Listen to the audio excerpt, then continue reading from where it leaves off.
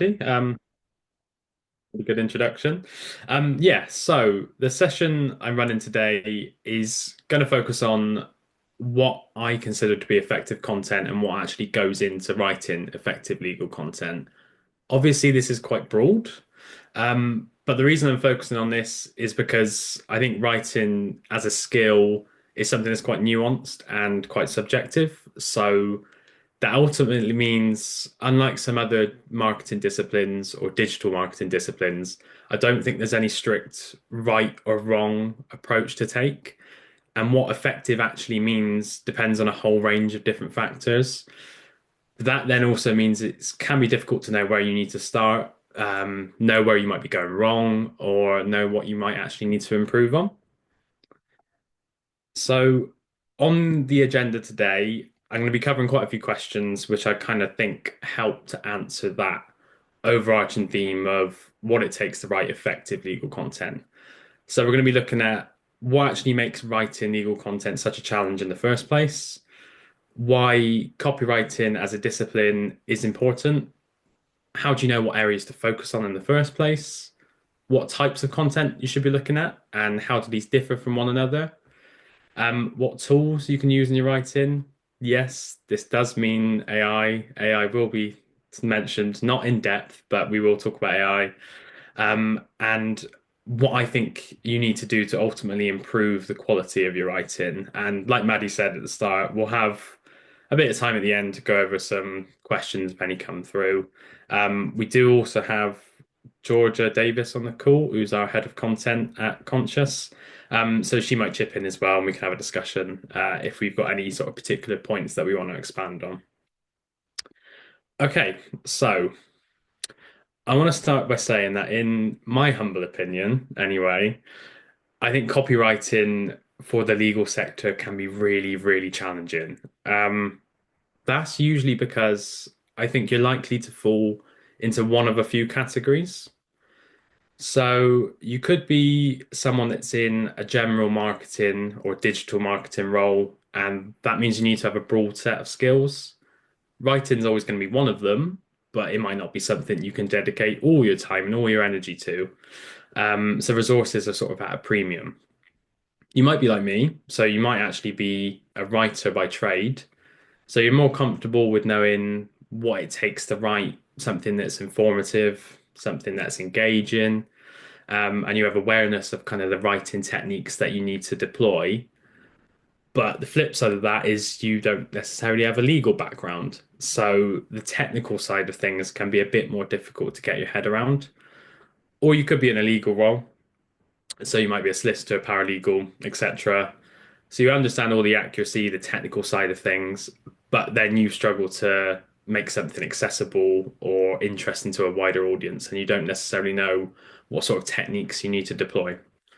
So whether you fall into one of those categories or you're somewhere outside, you're always going to have a really sort of difficult balancing act on your hands. When I reflect on my own work and the work the other copywriters at Conscious do, I say that we need to produce content which hits loads of different criteria.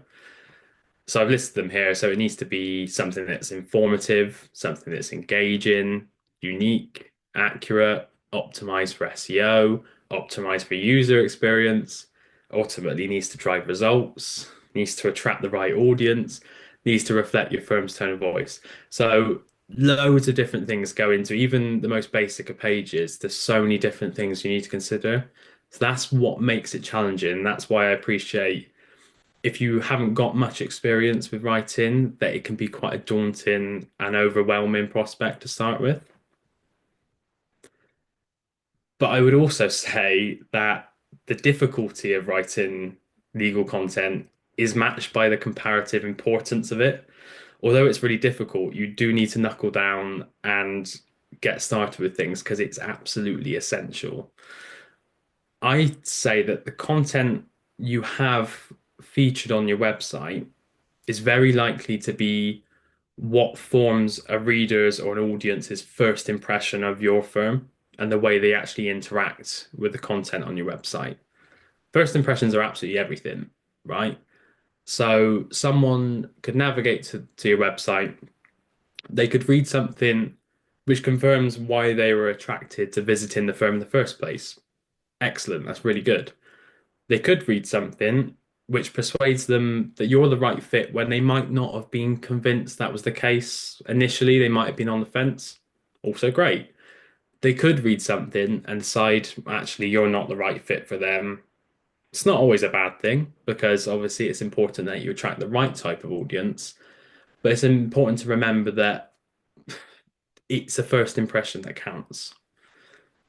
We won't get into the nuts and bolts too much of SEO here, but it's also important to consider that that goes hand in hand with writing legal content. Content's the best way of organically driving traffic to your website. And it's one of the things that Google assesses when it comes to moving pages up and down the rankings. So you also need to remember that what you actually write needs to be optimized for search engines. And when you're kind of looking at a bigger picture, good copy is what helps you to establish and reinforce your firm's tone of voice. And when I say tone of voice, what by that I mean the way you actually use words to have an impact on your reader. Okay, so it's all very well stressing why I think copywriting is really difficult, why I think it's really important. But ultimately, where do you actually start? I think that's the question so many people have because it can be really overwhelming, especially if you've been tasked with just writing content for the website. That's a really broad task. Um, and how do you know what content you want to produce, what areas you need to focus on? When it comes to answering this, it's almost certainly going to be a case of reflecting back on what your wider marketing plan might be. And if you don't necessarily have a specific marketing plan in place, I think it's very likely you'll have a loose idea of what this should look like. So, just as examples of what these kind of plans might look like, you might have set a general objective that as a firm, you want to generate more work for a specific service area. Just take an example, say you've got a family law department, they haven't really been securing enough work over the previous 12 months. You want to focus your marketing efforts on generating more inquiries for the family law department. Excellent.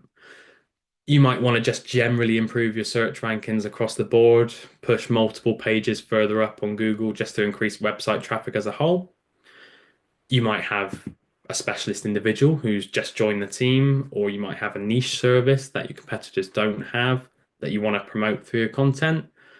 You might have several campaigns on the go that you think you want to tie together for continuity's sake. So you might have newsletters, social media campaigns, things like that.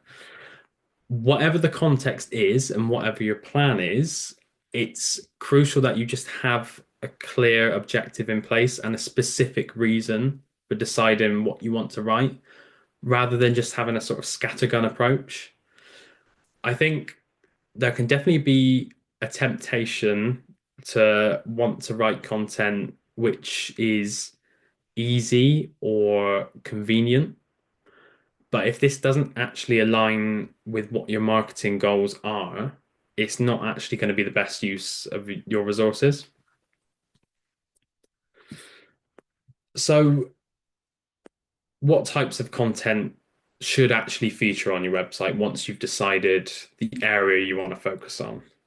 Um, so, from our experience, a lot of clients that we work with have a good understanding of what their goals are and what sort of areas they want to focus on. And that can inform the approach we take when it comes to promoting certain services. But based on the conversations we often have, especially during the outset of a project, there can be some confusion when it comes to understanding exactly how content is structured on the website and what purposes all the different pages on the website should serve.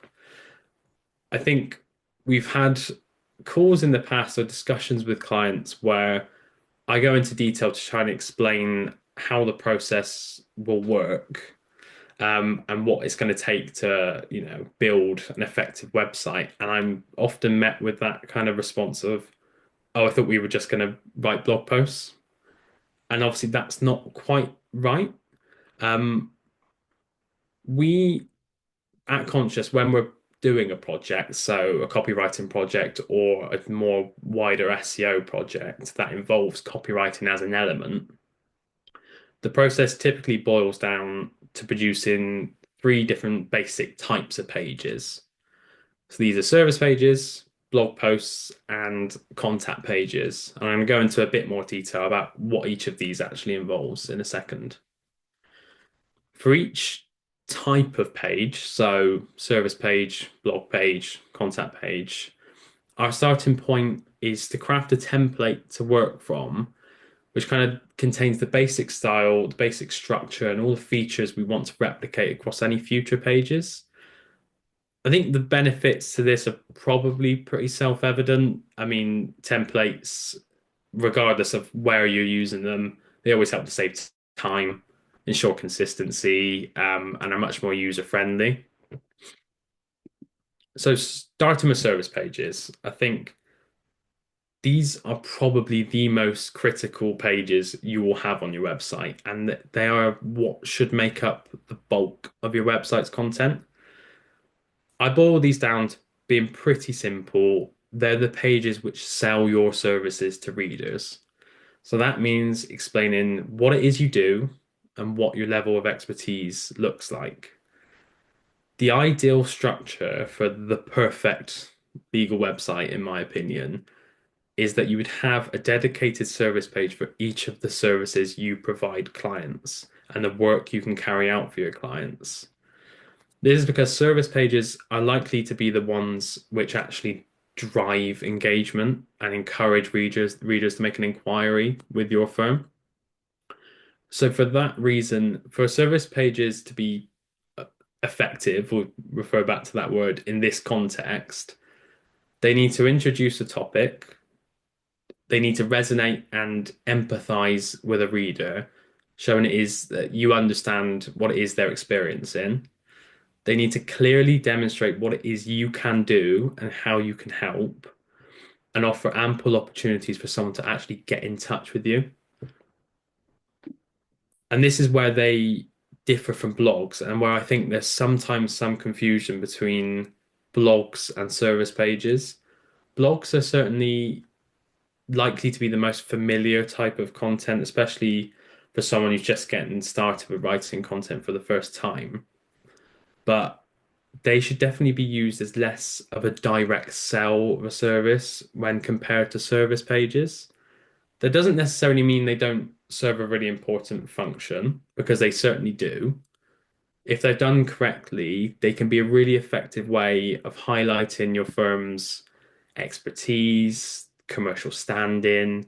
You can use them to provide a unique angle or commentary on an issue that's related to a service you provide. Or you can use a blog as a way of directly providing an answer your audience is like a question that your audience is likely to have. But they are very different to service pages. That's the important thing to put across. When we talk about blogs and the blogs we tend to write at Conscious, we tend to say they fall into one of two different types. So you can have evergreen blogs. So they're blogs which are consistently relevant and usually based around a common question that clients are likely to have. A basic example, just thinking off the top of my head, if you were doing a conveyancing blog, you could have a title like, How long does the conveyancing process take? That's something that's always going to be relevant and something that clients are always likely to ask. Or you could have reactive blogs. So these would be blog titles related to something maybe that's happened in the news or a new piece of legislation that's been introduced, and you want to provide your angle or your commentary on it. Again, we'll just use conveyancing as an example. A reactive blog could be something like a guide to 2025 housing market trends. Obviously, that's only going to be relevant for a year, but it's reactive and it can serve a really important purpose. And then finally, of the three types of pages that we look at, contact pages, probably the least creative, of the three, and give you the least amount of scope to actually work with, but equally important, especially for SEO and user experience. Contact pages are just primarily a page for maximizing your firm's local SEO value. If you've got multiple office locations, they will be tied to each location. So if you have a contact page for each of your offices, you'll be able to put together a page with all the contact details, directions, things like that, things that are really useful for a reader to see, especially if they might be a little bit unsure about what they're doing or how they're actually going to come and visit you or how they're going to get in contact with you. But they're quite unique in that they provide you with the chance to include specific search terms that are tied to a location. So if you have a Bristol office, for example, you can have loads of different keywords that are tied to Bristol, family law solicitors in Bristol, conveyancing solicitors in Bristol, things like that. Really important to have on a page, but as I say, a little bit more limited in scope compared to service pages and blogs.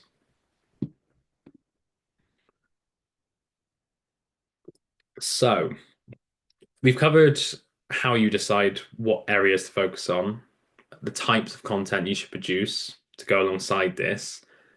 So I'm going to switch into what sort of steps I think you can take to support you with the actual writing process and creating effective content. So, starting with tools. I think when it comes to tools for writing, especially, you can either be really eager to try out as many as you possibly can, or you could be someone who's a bit, I think I fall into the second category. You can be a bit more reluctant to use them to start with, especially if that means changing certain habits you have. Applies to writing content, but also loads of different other disciplines. The main point I want to make when it comes to using tools for writing content, is that there are absolutely loads out there, more than I could possibly mention. Um, all of them have their own set of strengths, all of them have their own set of weaknesses. The main thing I would massively encourage, especially if you're new to writing, is to go out there and just do as much digging as you possibly can, see what options are available, see if there's any tools which support you with a specific thing that you want to improve or a weakness you might have, and also whether there's any free alternatives to a tool or whether it's worth you actually going for a premium version of a tool and if there's any sort of extra benefits to that. The key point is just go out there and just do as much research as you possibly can. So at Conscious, we use loads of different tools. I'm just going to mention these ones just in a bit more detail because I feel like they're the ones we use the most. So these being Grammarly, Answer the Public, and Ahrefs, ChatGPT and Perplexity, and then other law firm websites, which I consider to be a tool. So, starting with Grammarly, I think when it was first suggested that we use Grammarly as a team, I immediately had a bit of internal resistance because I thought, do we really need to use Grammarly? Is it actually going to pick up things that I can't spot, or someone else in the team can't spot, or even Word can't spot? Um, But I can say that since using Grammarly and using the Grammarly plugin, I can massively vouch for its usefulness. Just for full disclosure, we use a business account, which is, the premium account, the paid for version. Um, but it offers incredibly detailed feedback and it goes well beyond what Word would usually be able to suggest. So examples of this include it provides suggestions on actually how you can restructure sentences, how you can be more concise with your language. I think Word sometimes does this to a very basic extent. It might underline one or two words and say, oh, you could change that, or you could put a comma in here. Grammarly will suggest you can write an entire paragraph differently, and quite often what it suggests is better than what you've done. The caveat being that it's not 100% accurate, and there may be times where it suggests things that you look at and don't necessarily agree with. So you don't have to accept everything it gives you, but I think it's a really good tool for giving you a different perspective on the way you write, and it might start to change your writing habits, and you might start to find that what you're writing is a lot more user friendly and a lot more concise. So I think it's excellent, especially the paid for version. So Answer the Public and Ahrefs, these are two SEO tools. They have some really, really useful features for copywriting, especially. Um, Ahrefs in particular is a massive tool, absolutely huge. And it has so many different functions that I don't even understand because they're technical SEO things, and that sort of goes a bit over my head. But from a copywriting perspective, it's really, really, really good. It's comprehensive, so the main feature of which, and I think the most useful feature for you to know as a writer, is that it's great for keyword research. So if you want to improve the SEO ranking of your page, you want to be making sure that you're including as many keywords, which are terms that people search in Google, as possible. You can input just one specific phrase. So you can put in family law into the search term, and it will generate all the commonly sort of searched keywords that link to family law, as well as questions. So you know what you need to be sort of incorporating into your content. Answer the Public is similar to this, but much more basic, and it's very, very simple. Um, it's very user friendly by extension. Similar sort of thing. You input a phrase or a couple of words, and it would generate loads of phrases or questions which are commonly searched by Google users, as well as the frequency of those searches. So you can just get a general idea of what people are actually searching, and then you can factor that into your content. Answer the Public, sadly, used to be an unlimited tool. It's no longer an unlimited tool, so you need to pay to do more than five searches a day, I think, which is a little bit frustrating. Ahrefs is very much a paid for tool. You will need a proper account to be able to use it properly. Once you have a proper account with Ahrefs, the second advantage is it will provide you with, I'm not sure how it does it. Again, it's a technical thing, but it will give you a summary of how difficult it is to rank for a certain keyword.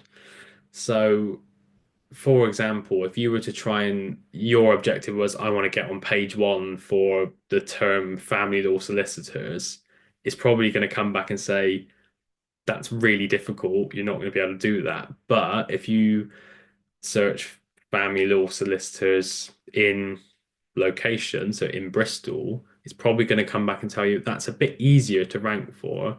So you might want to focus on something a bit more specific. So that's the kind of feedback it gives you. Okay, AI, ChatGPT, Perplexity. It's what we were going to come on to at some point.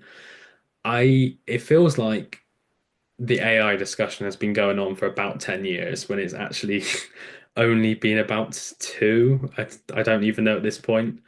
Um, at the start of the whole boom of AI and ChatGPT, my personal feelings were very negative. And I think that's understandable as a writer.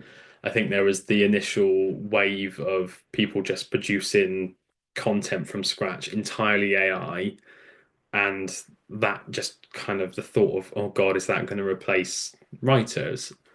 I think that's very much been established. That's probably not the case because I think we're all pretty aware it's quite easy to spot when something's been entirely produced by AI.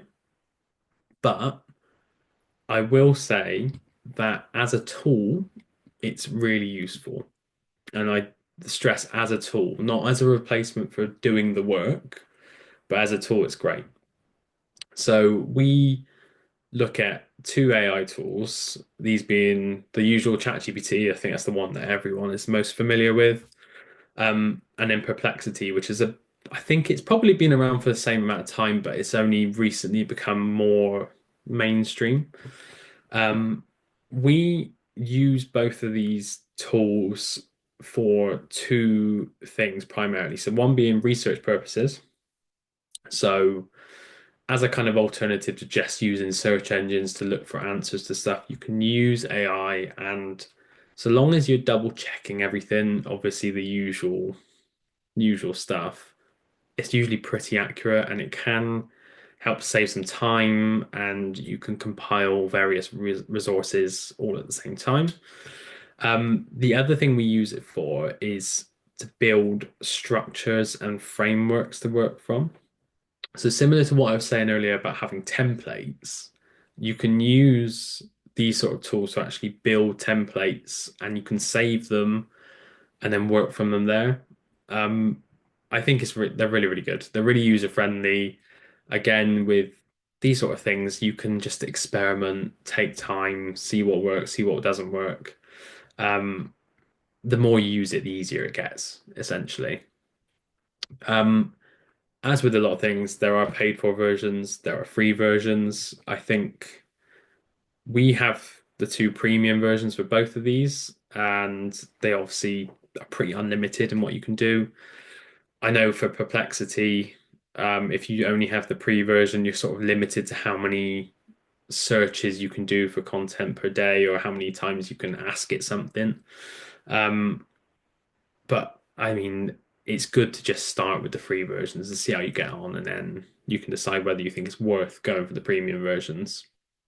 If you are looking for more detailed insight into AI and how it could aid copywriting in general, so Georgia, our head of content, she's going to be running another conscious conversations at the end of April, I believe. So that's just going to cover some best practices, how you can use AI prompts a bit more detailed, and what custom models are in AI tools. So if you're interested, sign up for that because it'd be really, really useful. And then the final tool I just want to mention, and I think it's really important to mention, I think people completely forget this sometimes, is that you should use other websites as a guide and a resource. Ultimately, they're the biggest pool of resources out there, and there's no harm in using them as a reference point, especially if you're a bit unsure what direction you want to take or how best to structure your content. So there's absolutely no harm at all taking a look around what other firms have done, how they've approached certain topics, maybe the tone they've used, and you can use that to inform your own approach. Obviously, and I probably shouldn't have to remind you, but I should anyway, use them as inspiration only. Just that. Don't ever put yourself at risk of plagiarizing or copying content directly. Just use them as a resource. Cool. Okay. So, last few points I'll go through. Um, is what I think you need to consider to take your standard of writing up a notch. Obviously, that's kind of a magic question, is, how do you improve the quality of your writing? Um, but I'll stress again, writing legal content is really tricky and it's a really difficult skill, and it's going to take you some time before you're properly in the groove. I've been doing it for, yeah, best part of 5 years now, and there's still things that I want to improve on personally, and there's still things I might not necessarily be perfect at. So it's constant small steps that you need to take to get a bit closer to where you need to be. So the first tip, and I'll emphasize this because I know I mentioned it earlier, but it's about starting with page templates to work from. I think this gives you a really clear framework and helps you establish all the fundamental elements you want to include on a page. If you're just starting from scratch every single time, I think it can be really easy to get really overwhelmed and forget about what you want to include. Your writing will start to become inconsistent. You'll forget certain elements that you put on one page, they won't carry through to another page. By the time you've done about 10 pages, the first one's going to be completely different to the 10th one, and you're just going to have no continuity whatsoever. It also means you're not going to spend half your time just sitting there and thinking, oh God, I don't know what to include. And it gives you a bit more time and a bit more control on focusing on the creative side of things, which I think is really important. You can have as many or as few templates as you think you need.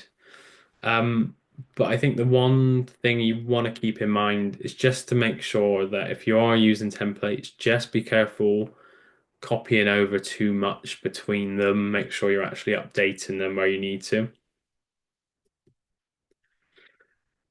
Tone of voice. So you will need to plan out what sort of tone you want to convey on your page. And I sort of bring back this by tone, I mean the way you use words to have an impact on your reader. So before you even think about writing a page or putting words down on paper, you need to consider who the target audience is going to be, who's actually going to be taking in this content.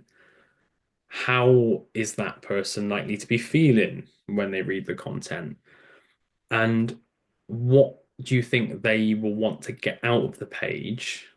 And then you can use that information to actually guide you in terms of creating a tone. So I think a really good example of how you could create a strong tone on a page. I think I often go back, and this is one I talk about with people conscious, is say you're writing a clinical negligence page, for example. So that's a page where someone's probably going to be in the most heightened emotional, vulnerable position. So you would need to write something that emphasizes this in some way, right? You wouldn't want to write something that's just cold and, very lawyer-esque. You would need to, in some way, soften your language to reflect the way they're likely to be feeling. Again, on the flip side of this, if you were writing something for commercial law, you would probably want to be a little bit colder and you want to be a bit more concise, a bit more results orientated. So you will always need to consider how your reader is actually likely to be feeling, and this is what will drive that, tone of voice. Some cases, this might mean you need to consider a variation of a tone compared to what you've established for your firm as a whole, especially if it's about a specific service area, like clinical negligence, for example. Um, but it's just important to just keep that in mind. The one thing I often hear from clients when I talk to them for the first time and I ask them, to explain what their firm's all about and the kind of tone they want to say is the phrase they use is that, oh, we're people just like you. This gets repeated all the time. I hear it right across the board. So try and replicate that with your tone, right? If you're just a sort of cold, generic, standard tone that doesn't really have any kind of personality to it, you're not actually reflecting what you say you are. So it's important to keep that in mind. Um, I think it should go without saying, but never rush writing. Nothing good ever comes if it's rushed. Your first draft is never ever going to be your last. And if it is, then you're a far better writer than I'm ever going to be because that's ridiculously impressive if you can do that. Um, Obviously, I think it's all well and good saying, experiment, take as long as you want. I can appreciate that can be difficult if time's at a premium, if you're trying to balance loads of different things and it's not, maybe even if it's not necessarily your primary job, you've got other things to focus on. But I think it's really good to just try a few different things if you can before you nail down the exact direction you want to go. Um, and that can refer to two things. That can refer to the general structure of the way you want to put a page together, but it can also refer to establishing tone as well. Um, and then the final sort of point on this is feedback. Um, I think it can be really frustrating and sometimes a bit disheartening to hear feedback on something. So if you've spent loads of time and energy writing something you think is really good, and you get feedback and someone else is like, this isn't right, or this isn't reflective of what we're trying to do, I think sometimes that can be really frustrating. Um, but it can be ultimately really useful. This isn't to say you should automatically listen to all the feedback you receive and change everything according to that. But in some cases, there might be even just a small nugget of feedback which you think, okay, I am actually going to take that on board and incorporate that into future work. So it's just important to just seek out as much feedback as you can, even if it isn't always the most positive feedback. So SEO, I know I've mentioned it a few times and it is really important, and I will stress that it's really important, but I think it's equally important not to let it dictate everything you do. Um, I think it's easy to let SEO bog you down, and you'll start to think more about how many keywords you can fit in on a page and how many, how optimized can I make this for Google rather than actually writing organic, coherent content. Obviously, it can be a bit overwhelming, especially if your main objective is to rank really well in Google and you think, oh God, how many ways can I do this? But I think the key thing is, and I found a quote on Google, is that Google prioritizes relevant content to prioritize those that seem most helpful. This is a bit, a little bit jargony, but what it's trying to say is just good quality content is going to be the most important thing that it looks at. So if you've crammed a page full of really sort of irrelevant keywords or keywords that are a bit janky, it's not going to rank very well ultimately. And you might start to, especially when you're doing keyword research, you might find that there's keywords that, are commonly searched but aren't really something that are easy to incorporate. So I did an example, I think, on Ahrefs. I had a look up and I typed in divorce lawyers and it gave me the search result of best divorce lawyers. Not something you're going to really easily be able to incorporate. I think it's going to look really strange. So if you're focusing on that too much, what you're going to produce is going to be, a bit of a mess. And your readers are probably going to be able to spot as well that you're obviously writing with the intention of trying to rank well. So it's about balancing out where you can. The best thing to keep in mind is start by writing good organic content first and consider how you could optimize it through keywords, things like that, rather than the other way around. Don't start by just writing with SEO in mind and then thinking, oh, I might need to change a few things here and there, because that's much more difficult. Um, Hold your reader's hand where you can. And by this, I mean, try and give them as much support as you can to navigate through your content to find what they're looking for. As hard as it is to admit sometimes, especially if you spent hours on a bit of content, and you're really, really proud of it, your reader's unlikely to be reading it from top to bottom, every single word meticulously. It's not how it works. It's not how you probably engage with content yourself. You're often much more likely to engage with certain elements of the page, but then scan to find the information you're actually looking for. So try and make things as easy as you can for a reader. So consider putting links in your content to point them in the right direction. So, for example, if you've got an inquiry form on your website, link to it. Simple as that. Or if you've got a blog post about something that's really specific within a broader page, link to it. It's things like that that I think you really appreciate as a reader, but you don't necessarily realize at the time. Um, I think it's important to remember to split the content you write up into digestible chunks. There is absolutely nothing worse than finding yourself on a page and being met with just a wall of text. really not something you can engage with very easily. So just consider how you can split that up, make things a bit easier for your reader. Um, and don't forget, so I looked this up just before. The average reading age is much lower than you might think. So I looked it up. It's between 11 and 14 years old in the UK. So consider this and how that actually might link to who your target audience is when you're writing content. I know it can be tempting to try and flex how good you are at writing, how many, big words you can use, things like that. But you ultimately, it's more of a skill to write something that's actually accessible than it is to write something that's really academic at this sort of, in this kind of context.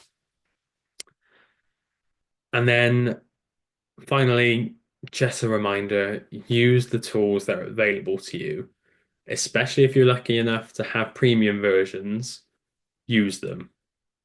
It's especially if you're finding anything tricky or there's anything that you really want to improve on, just go back to the tools you have available to you and use them. And like I said, also go out and find new ones if you can. A really simple Google search can go a long way.